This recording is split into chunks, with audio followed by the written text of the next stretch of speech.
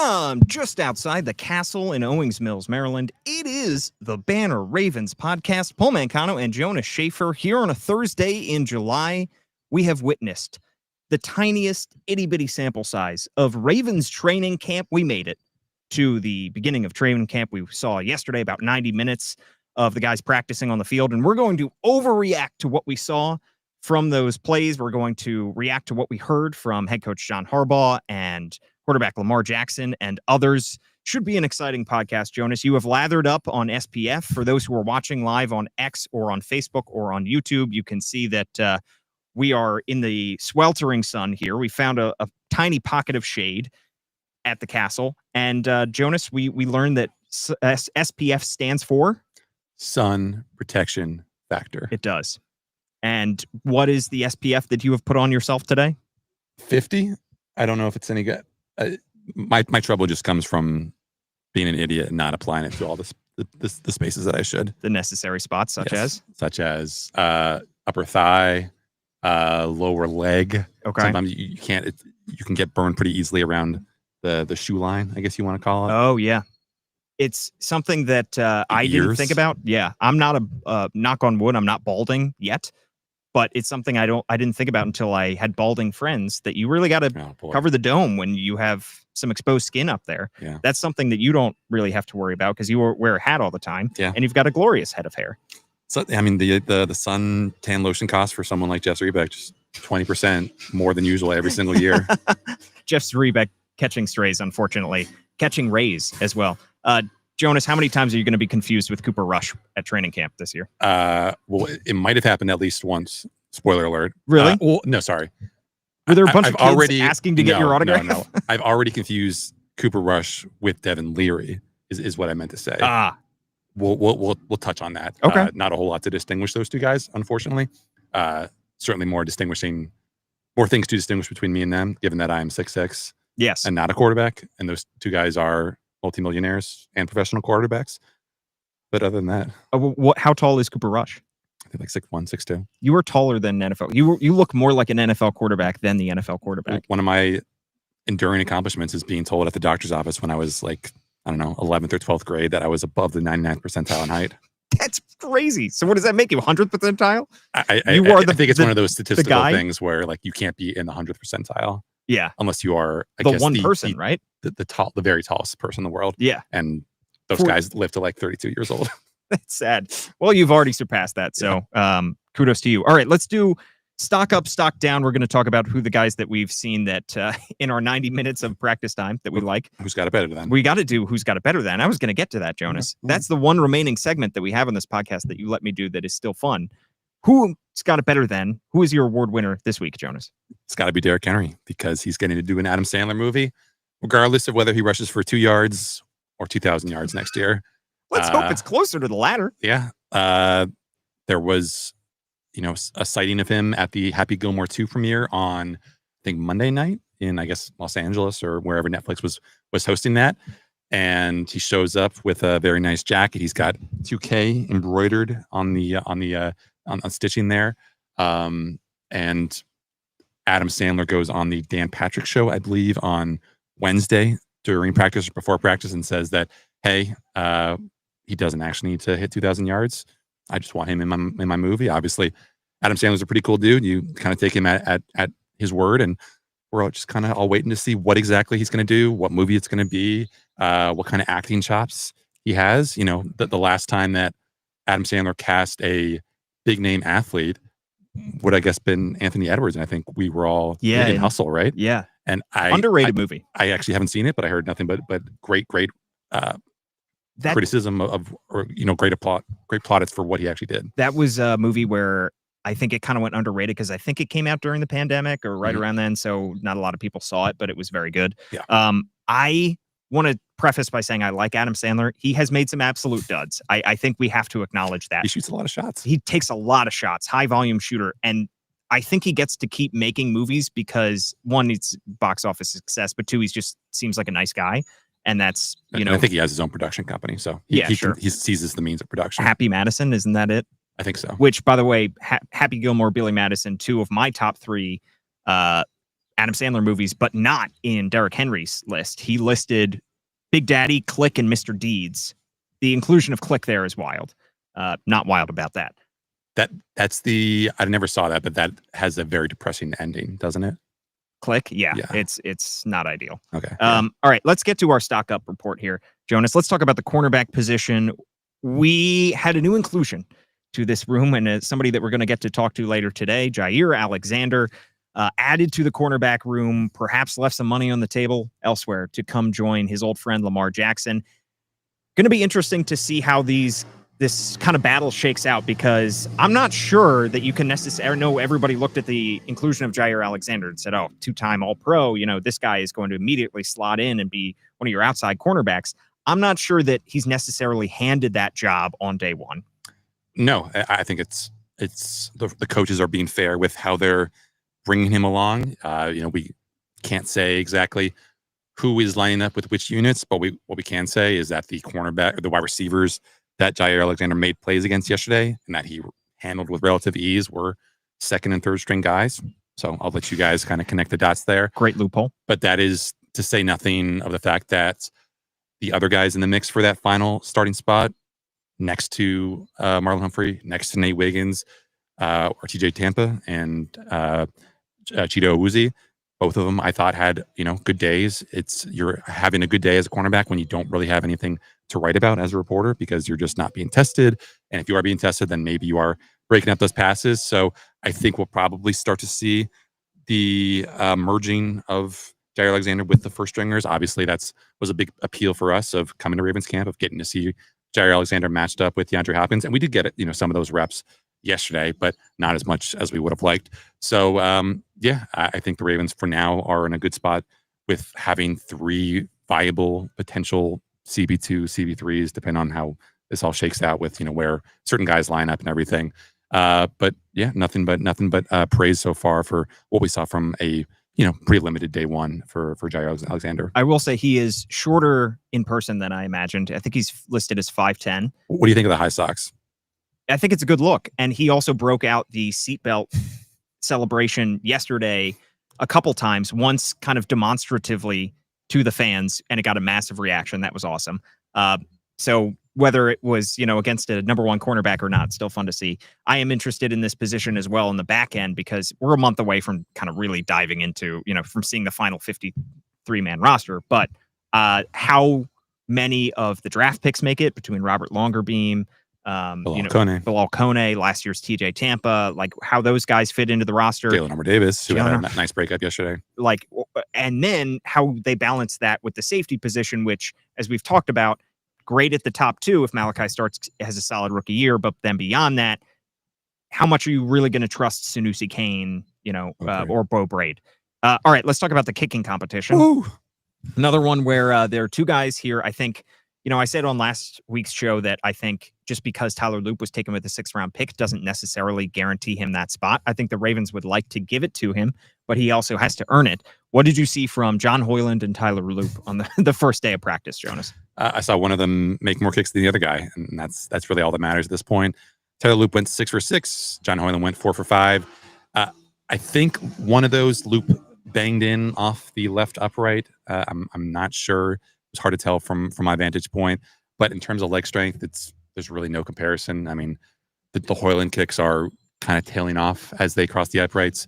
In some cases, Tyler Loops are still rising. So it really is a thoroughbred's leg strength versus, a guy who's going to have to get by just by kicking the straightest ball possible every single time.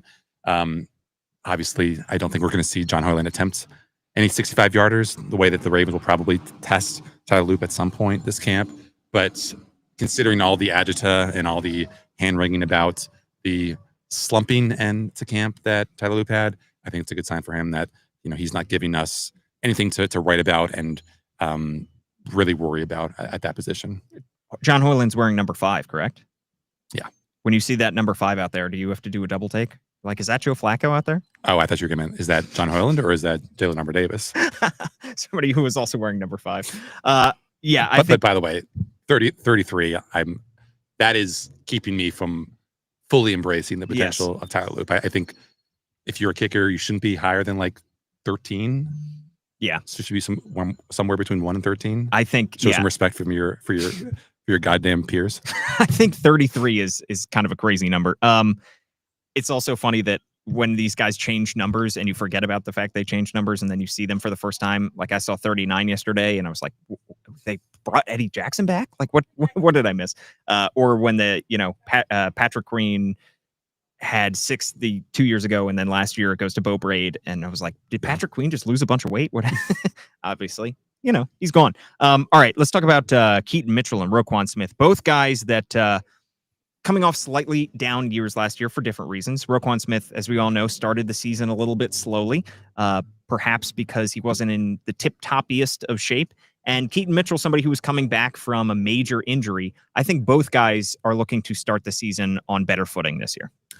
I'm really curious to see what this preseason could do for Keaton and his role in this team. He didn't have the splashiest day yesterday. I think he had, if you were just translating what he did to like a PFF score, it probably wouldn't be very, very high because he drops a Cooper Rush swing pass in the left flat. Not the best thrown ball, though, I don't think. No, but I think it was catchable.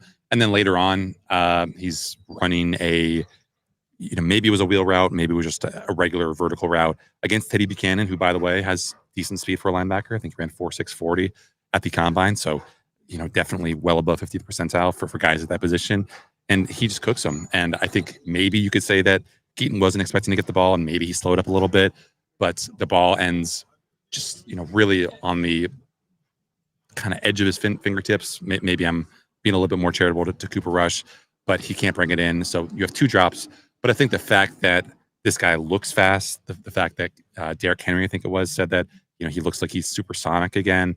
I think it's a great sign for what Keaton could bring to this run game, to this pass game, to this offense in general. I mean, you take him at his word that his testing numbers in the spring were faster than they were at any point as far as top speed goes during his rookie year. And, because of how much Todd Monken values explosiveness in this offense, certainly there are things that Justice Hill does that are better than anyone in that running back room. But there were, I think for the first half of last year, Justice Hill wasn't really an explosive runner. Yep. Obviously, you trusted him in pass protection. And I just wonder, is there going to be a situation where we're talking about Keaton Mitchell and Justice Hill kind of being co-RB2s because of the explosiveness factor that Keaton Mitchell brings to the table, even though he doesn't really have that pop and pass protection, which, again, that itself might be mitigated by potential improvements from this Ravens offensive line, just getting better and lifting the floor there. So, again, one day of practice, but it was really exciting to see him just having that jetpack on his back again. Speaking of movies, you have one more stock up, and it's the movie Ride Along.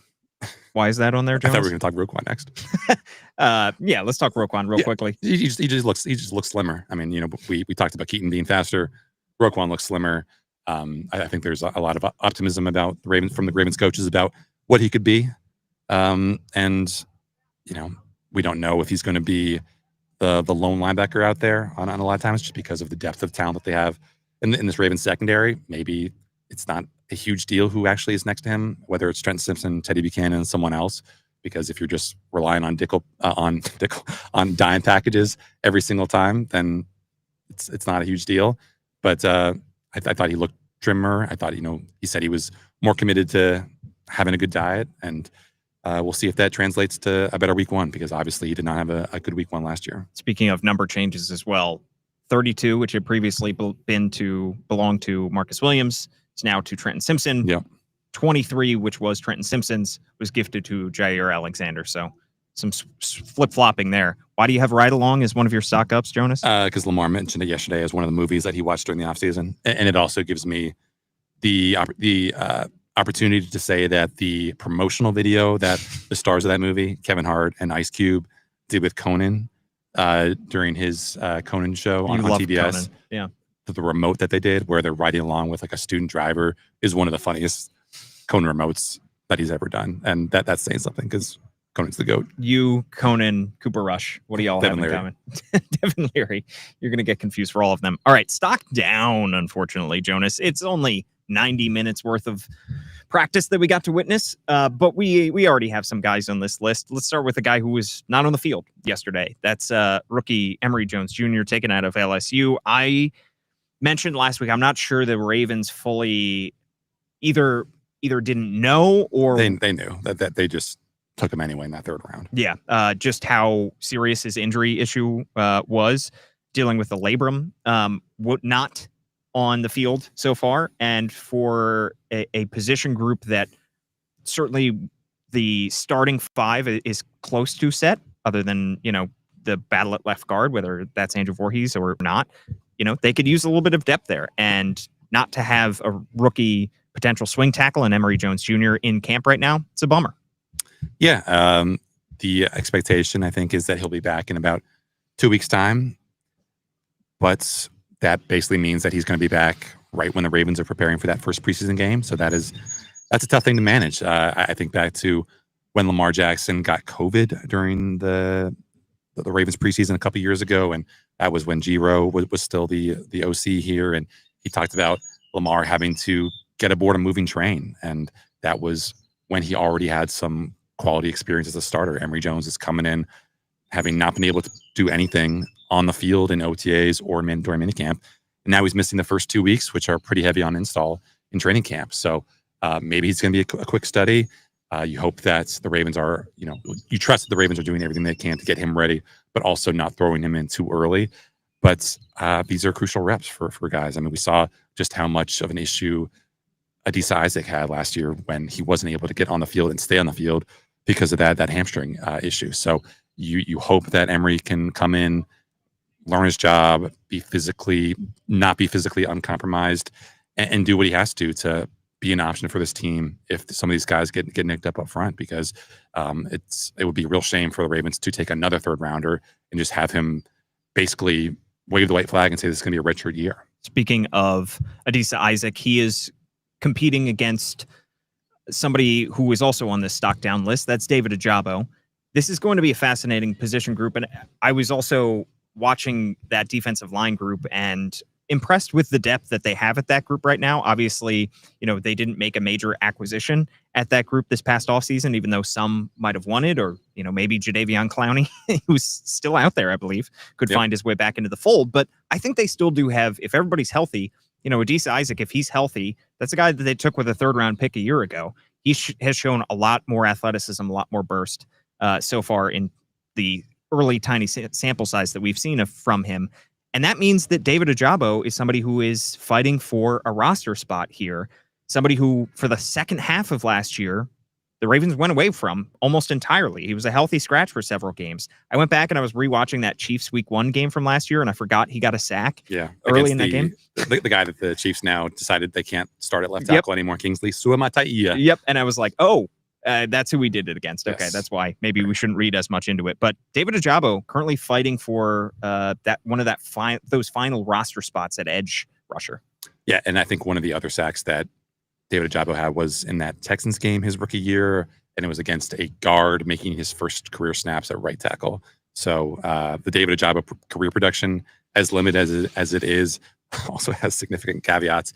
I think the Ravens would be open to keeping 6 outside linebackers on this initial 53, but they'd have to be really convinced. I think 5 is traditionally what they've stuck with when they've opened the season. And again, pads don't come on until Monday. This is all about just getting your feet wet, giving yourself a base to kind of work on. But the fact that one of the enduring images from that first day of training camp is of Pat Ricard putting David Ojabo on his butt on an inside run because he's pancaked and he can't sit the edge. It's going to be one of those things where if we fast forward, 6 weeks from now and the Ravens are sitting there 53 and David Ojabo is on the cut list, it's going to be like, oh yeah, that makes sense, because this guy who's had 3 or 4 years to learn how to do all the small things that you need to do as an outside linebacker still can't do them. And, I think the Ravens are optimistic about what he can do athletically once the bullets actually start flying at a reasonable pace out here. But again, you have to be able to do all the small things, and that's setting the edge. That's perhaps contribute on special teams, because this is a really, really competitive outside linebacker group. Let's talk about backup quarterback briefly, because we tend to see a lot of backup quarterback play during training camp. And then obviously we're going to see a lot of these guys during the preseason between Cooper Rush and Devin Leary. When we had Gianna Hahn on this podcast, she was talking about the possibility of Devin Leary unseating Cooper Rush for that second quarterback spot, but we really haven't seen much of Devin Leary so far. And to me, the monetary commitment that the Ravens made to Cooper Rush, I know $6.2 million is not a whole lot, but got a 2-year deal from this team. They clearly like the fact that he has starting experience in the past in the NFL, which Devin Leary does not. I just don't think we're going to see a whole lot of Devin Leary. Probably see him a lot during preseason, but I don't think we are going to see a whole lot of him getting meaningful snaps in training camp. Yeah, there really weren't a whole lot of snaps yesterday. He's just kind of an afterthought. At least he was an afterthought on day one. That's typically been the MO for the Ravens. I think in years past we have seen more snaps for these guys, although I could just be conflating my memories of the days when Lamar would be sidelined and you would be getting a lot more reps for the QB2 and QB3 because QB1 is sick or hurt or whatever. But he probably got 10 or fewer total, like 11 reps yesterday. And that might also be including 7-on-7. It really is the Lamar and Devin Leary show, which is fine because Lamar is fun to watch, but Cooper Rush was not really all that. Didn't really give us too much to write home about yesterday.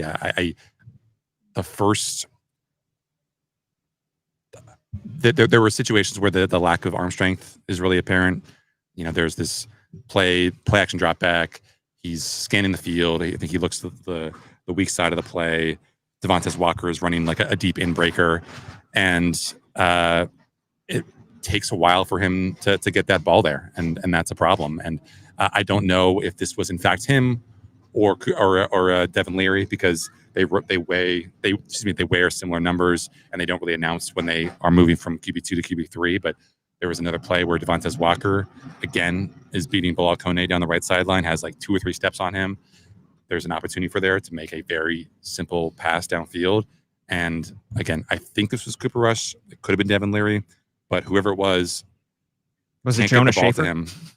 Yeah, you guys get confused often. It's significantly underthrown. Devontae Walker has to come back to the ball. That brings in like 2 of the safeties who are coming in to cramp the space. And Devontae Walker, to his credit, almost makes a really impressive play, just kind of pinning it acrobatically against either his helmet or his body.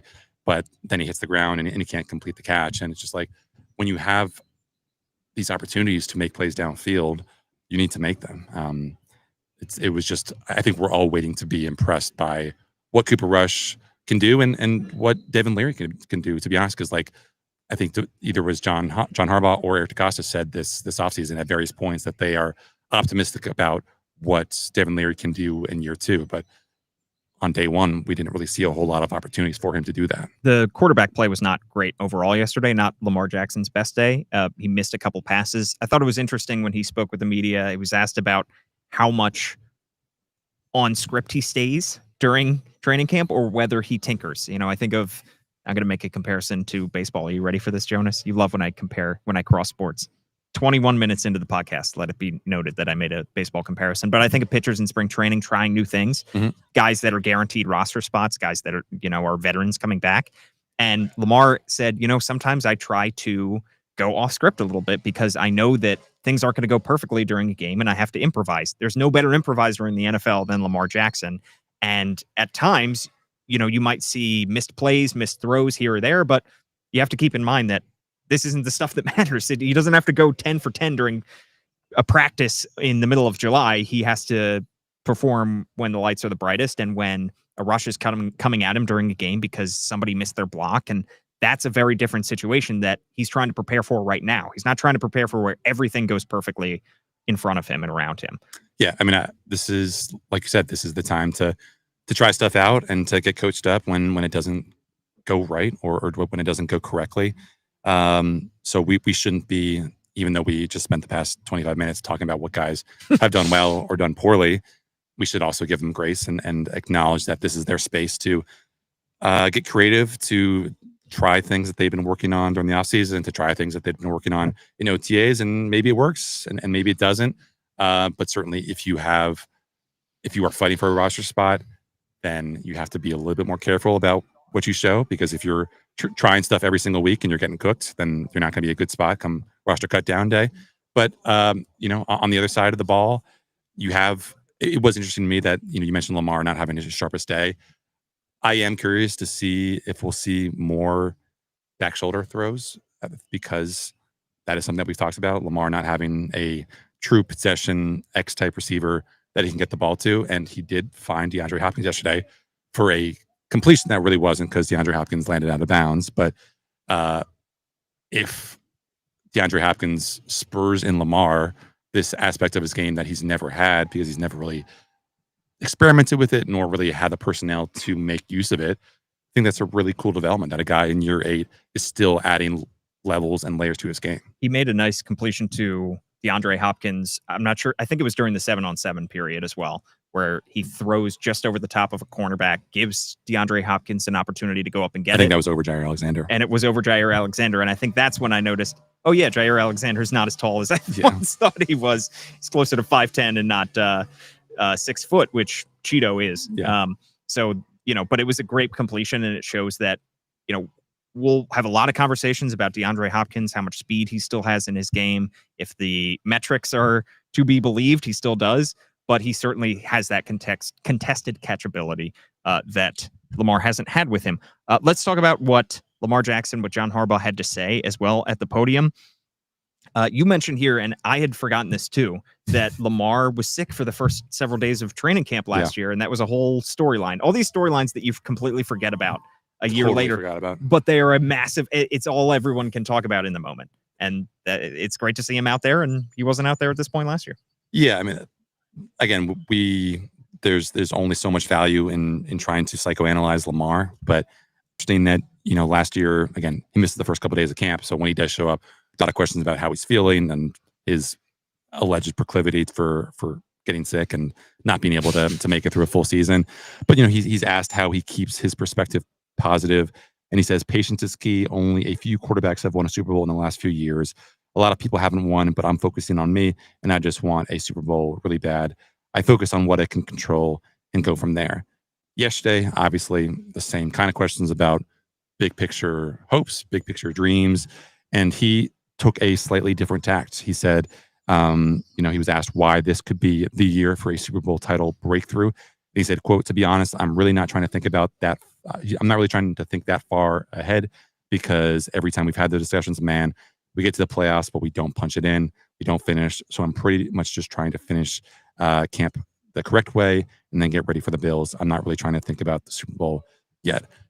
And I'm of two minds, because I appreciate the willingness to focus on different things, but I'm also, I think, understanding that the human mind, like if I told you, don't think about a pink banana, you would immediately think about a pink banana. True.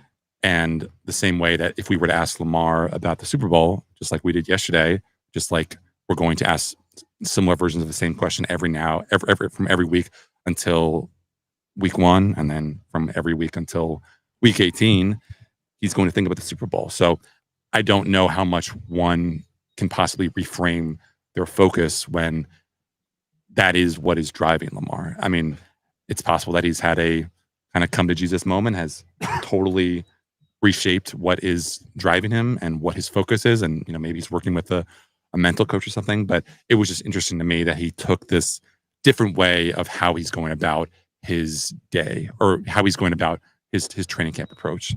And do you think we could maybe train Lamar to, when somebody asks about the Super Bowl, he thinks about a pink banana? I don't know why I think about a pink banana. Maybe it's her freaking shirt. Hey, I think this is more salmon colored than pink. That's a nice shirt.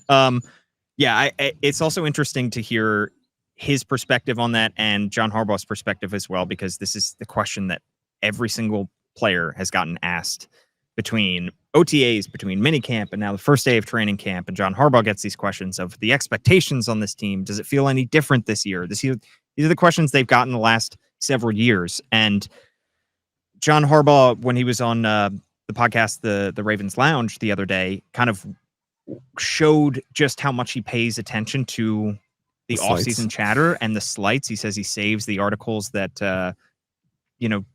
are more denigrating towards his team as opposed to the articles that are more praising of his team. And he uses that as motivation. So far, John Harbaugh has not given us a soundbite like the one he gave last year, where he said, I think it was on the first or second day of camp, that he expects Lamar Jackson to, the vision for Lamar Jackson is to be the greatest quarterback in the NFL.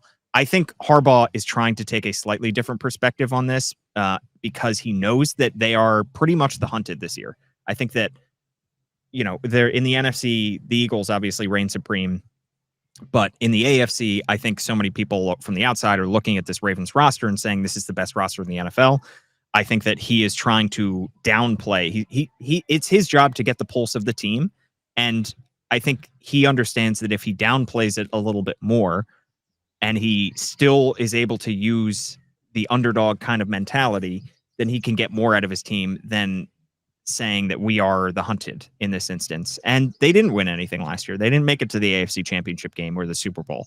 But certainly from the outside, they're getting a lot of plaudits. I just think that John Harbaugh is being extra careful not to lean into the praise that his team is getting in July. So do you think he's would rather not have Roquan Smith saying that this is the most talented defense potentially he's ever been a part of, keeping in mind that 2023 defense was one of the sickest in recent memory in NFL history? Yeah, that was certainly something that Roquan, I believe, was not asked specifically if he thought this was the best defense. Right. He just said yes. He just volunteered that information. Yeah, I mean, I think that I think that Harbaugh would prefer not to get that kind of stuff. But also, he's the one that offered us a clickbaity quote last year by saying that he thinks the vision for Lamar is to be the number one quarterback. So I think it depends on his mood. I think it depends on what kind of camp he wants to run here. One final thing about what we learned at the podium yesterday, and that's Mark Andrews. Well, Tuesday. Yeah. Mark Andrews speaking with the media. He talked about being unselfish. And he said, quote, I think at the end of the day, it has to be an unselfish group. The type of guys they bring in, it's an unselfish group. And that's not to say that guys aren't going to want the rock and to have their yards, have their carries, or have their catches. And I think that's a great thing. I think Coach Monk, as in Todd Monken, talks about that a lot. And for us, it's being unselfish, trusting the process, and trusting number 8, Lamar Jackson, end quote. So this is obviously a group that, as we know, there are a lot of mouths to feed. And look, John Harbaugh was asked a question about it as well yesterday. And he said, well, wouldn't it be great for, an opposing defense to know exactly where the ball is going to go every play? That's why you have to mix it up. To me, if you just, last year, I thought the Ravens still had a lot of mouths to feed. They didn't have DeAndre Hopkins in that room, but they still had all 3 of those tight ends, and they still had Zay Flowers and Rashad Bateman, and they still had Derrick Henry, and they still had Justice Hill. So they showed they can do it last year. I don't believe that there should be any different this year, even though you do have 3 tight ends and a wide receiver who are heading into their walk year. But you also have Keaton Mitchell back. You do. You have DeAndre Hopkins back. Rasheen Ali, can we not forget? It's interesting because I think, in a normal season, an offense might have between 1,000 and 1,200 snaps. And when you think about just how that breaks down for potential opportunities for guys, your mind starts to wonder what the, ideal breakdown is and what that would mean for guys who want snaps, for guys who want opportunities. If half of those are run plays, then what do you make of the other 600 snaps? I think it does put more of an emphasis certainly on the offensive line for basically holding up and not forcing Lamar to tuck the ball and abort a play because there's pressure.